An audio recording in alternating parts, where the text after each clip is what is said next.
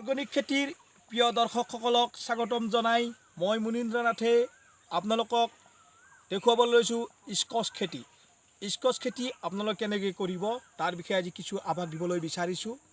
আপোনাৰ তাৰ আগত কিছু আমাৰ স্কচ কেনেকৈ লাগিছে আমি দেখুৱাই লওঁ, আহকচোন। আপোনালোকে চাওক কেনেকুৱা ধৰণত স্কচ লগা আৰম্ভ হৈছে। ডালে স্কচ লাগিবলৈ আৰম্ভ হৈছে। স্কচ ইমান এটা লাভৱান খেতি, সকলোৱে সুন্দৰভাৱে কৰিব পাৰে স্কচ খেতি। চাওক ডালে স্কচ দুটা তিনিটা এনেকৈ লাগিব আৰম্ভ হৈছে। চাওক, গতিকে বহুত লাভৱান খেতি, আপোনালোক কৰিব পাৰে এনেকৈ স্কচ খেতি। গতিকে তাৰ আগত চাই লওক কেনেকৈ কৰিব, কি প্ৰব্লেম পাৰিব পাৰে আপোনালোকক দেখুৱাম গোটেইখিনি। চাওক স্কচ কেনেকৈ লগা আৰম্ভ হৈছে, দেখিছে এই নতুন নতুন স্কচ। গতিকে আপোনালোকে এনেকৈ স্কচ কৰিব পাৰে। তাৰ আগত কেনেকৈ কৰিব আপোনালোকক দেখুৱাম আজি। এই স্কচ খেতিৰ ক্ষেত্ৰত আপোনালোকে কিছু কেনেকৈ লগাব তাৰ বিষয়ে ক'ম। আপোনালোকে চাই ল'ব, বজাৰত যেনেকৈ পুৰেট স্কচ গজালি মেলে তেনেকুৱা স্কচ আপোনালোকে বাছনি কৰিব। ভাল জাতৰ বজাৰত ল'ব, তেনেকৈ অলপ অলপ গজালি মেলিবলৈ আৰম্ভ হৈছে, এনেকুৱা স্কচ ল'ব। আৰু এই স্কচটো আপোনালোকে কি কৰিব, আনি লৈ 3 দিনমান বালি মাটিত ৰাখি দিব। বালি মাটিত ৰাখি দিব 3 দিন, অলপ বেছি ৰাখিলেও কথা নাই। এনেদৰে ৰাখি ল'ব বালি মাটিত ঘৰৰ ভিতৰত আচুতীয়াকৈ। তাৰপিছত আপোনালোকে দেখিব তাৰ পৰা গজালি মেলিব আৰম্ভ হ'ব। আৰু যেতিয়া গজালি মেলিব আপোনালোকে কি কৰিব, এনেকৈ আপোনালোকে চব অলপ আগুৱাই আনিব। এনেকৈ আপোনালোকে 2টা বা 3টা, বা 2টা দিলে খুবেই ভাল, 3টা দিব পাৰি। এনেকৈ আপোনালোকে এটা ঠাইত ওচৰে 1 ফুটৰ আঁতৰে এনেকৈ লগাব। আৰু লগাই এই চাংখনৰ তাৰমানে কি কৰিব, এইটোৰ পৰা সেই গছলৈ, সেইটোৰ পৰা সেই গছলৈ আপোনালোকে মিনিমাম 15 ফুটৰ দূৰে লগাব। 15 ফুটৰ দূৰে, কাৰণ কিয় এই গোটেই চাংখন ইয়াতে ঘেৰ খাই উঠিব। বেছি ঘন হ'লে স্কচ ভাল নহয়, গোটেই ঘেৰ হৈ যাব। সেইকাৰণে আপোনালোকে কি কৰিব, 15 ফুটৰ দূৰে এনেকৈ 2টা বা 3টা স্কচ পুতি থ'ব। পুতি তেনেকৈ লগাব। তাৰপিছত আপোনালোকে যেতিয়া ইমানমান স্কচটো হ'ব, আপোনালোকে DAP, ছুপাৰ চয়েল এইবিলাক কি কৰিব, আৰু লগত ভাৰ্মি কম্পষ্ট সাৰ একেলগে সানি ইয়াতে 1 ফুটৰ দূৰে ৰিং কৰিব। গতিকে এনেকৈ যে ৰিং কৰিব, আপোনালোকে ওপৰত এগ্ৰোগোল বা ক্ৰিষ্টি এনেকুৱা ধৰণৰ ভিটামিন স্প্ৰে কৰি থাকিব।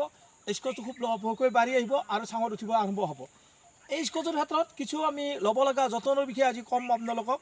আপোনালোকে পাব স্কচবিলাক কি বৰলে বিন্ধে। বৰলে বিন্ধাৰ বিনিময়ত কি হয়, স্কচবিলাক পচি যাবলৈ আৰম্ভ হয় বা পাতবিলাক ফুটে খায়। ইয়াৰ কাৰণে আপোনালোকে কি কৰিব, বজাৰৰ পৰা ৰগৰ, ওস্তাদ বা আলফা প্লাছ এনেকুৱা ধৰণৰ মেডিচিন কিছুমান পাব, বা 1K কেতিয়াবা SP এনেকুৱা ধৰণৰ মেডিচিন পাব। সেই মেডিচিনবিলাক আপোনালোকে স্প্ৰে কৰিব। স্প্ৰে কৰাৰ বিনিময়ত কি হ'ব, ইয়াতে কোনো ধৰণৰ বৰল বিন্ধা বা তেনেকুৱা পাতটো পোকে খোৱা তেনেকুৱা প্ৰব্লেম নহয়। এনেকুৱা ধৰণৰ আপোনালোকে স্কচ কৰিব পাৰে। আৰু যদি প্ৰডাকশ্যন বাঢ়িব লগা হয়, ক্ৰিষ্টি বা পোষক গ্ৰীণ যেতিয়া লাগিব আৰম্ভ হ'ব, ক্ৰিষ্টি পোষক গ্ৰীণ তাৰ লগত B20% বৰুণ, অৰ্থাৎ B20% বৰুণ 16 লিটাৰ পানীত 20 গ্ৰামকৈ ল'ব। আৰু পোষক গ্ৰীণ ল'ব আপোনাৰ 15 গ্ৰাম, আৰু ক্ৰিষ্টি ল'ব 30 ml। এনেকৈ ধৰণৰ লৈ আপোনালোকে স্প্ৰে কৰিব। স্প্ৰে কৰিলে আপোনালোকে দেখিব স্কচৰ কোনো ধৰণৰ আপোনালোকে প্ৰব্লেম নাপাব। এনেকৈ আপোনালোকে স্কচ খেতি কৰিব পাৰে। স্কচ খেতি ইমান এটা লাভৱান খেতি, কাৰণ কিয় 3টা বা 4টাত 1 কিলো। গতিকে 1 কিলো স্কচত আপোনালোকে 20 টকাকৈ যদি বজাৰৰ মাৰ্কেটত ধৰে, তেতিয়া কিমানখিনি টকা পাব পাৰে। এনেকৈ চাওক কি ধুনীয়াকৈ স্কচ লাগিছে। আৰু এবাৰ চাই লওক স্কচটো, আৰু এবাৰ চাই লওক কেনেকৈ লগা আৰম্ভ হৈছে। এই আৰম্ভণি কেইদিনমান পিছত আপোনালোকে দেখিব গোটেই স্কচ চাংখন ভৰি পৰিব। গতিকে এনেকৈ আপোনালোকে স্কচ কৰিব পাৰে। গতিকে আপোনালোকে যদি তেনেকৈ বৰল দেখুৱাইছোঁ, এইটো চাওক, চাওক বৰল। এই বৰলে বিন্ধাৰ বিনিময়ত কি হয়, ইমান বৰল ধৰিছে।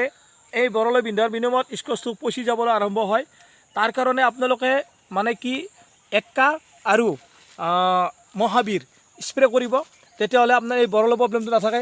এইটো চাওক বৰলে কি কৰি দিছে, এইটো চাওক বৰলে কি কৰি দিছে। গতিকে আপোনালোকে মহাবীৰ আৰু 1K মিক্স কৰি সুন্দৰভাৱে স্প্ৰে কৰক, এইটো প্ৰব্লেম নাথাকে।